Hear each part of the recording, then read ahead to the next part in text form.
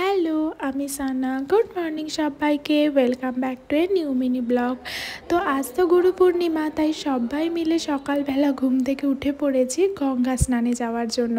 মানে স্নানটা আমি করব না, স্নানটা করবে আমার যে ফ্রেন্ড আছে ওদের ফ্যামিলির সবাই। যেহেতু কাল তো দেখতেই পেয়েছিলে যে ওদের বাড়িতে অনেকগুলো নৌকা বানানো হয়েছে আজ গঙ্গায় ওগুলোকে ভাসাবে বলে। তো আমি ঠিক ওদের নিয়মটা জানি না, কিন্তু যেটুকুনি শুনেছি সেটাই তোমাদের সাথে শেয়ার করলাম। আর আজ তো গঙ্গায় প্রচুর ভিড়, কারণ আজকের দিনটা তো খুব শুভ, তাই সবাই না গঙ্গা স্নান করছে। আর আমি যেহেতু ভয় পাই তাই জন্য আমি বাড়ি থেকেই স্নান করে গেছিলাম। আর এদিকের নৌকাও রেডি হয়ে গেছে, আর সব ভাই দাঁড়িয়ে একসাথে 16-17 জন হলে যা হই হই হয় সেটা তো নিশ্চয়ই তোমরা বুঝতেই পারছো। আর এদিকে আমি আর আমার ফ্রেন্ডটা একটু পোজ দিয়ে দিচ্ছিলাম, আর সকালের গঙ্গাটা দেখতে না ভীষণ সুন্দর লাগছিল। তো আমিও কিন্তু একটা নৌকার মধ্যে দিয়া জ্বালিয়ে আমিও মা গঙ্গাকে ওটাকে উদযাপন করেছি। কেন বলো তো? কারণ এটা আমার ফার্স্ট টাইম, আমি কখনো এর আগে গঙ্গা আরতিও দেখিনি, আর গঙ্গাতে কখনো ভেলাও ভাসাইনি, মানে প্রদীপ ভাসাইনি।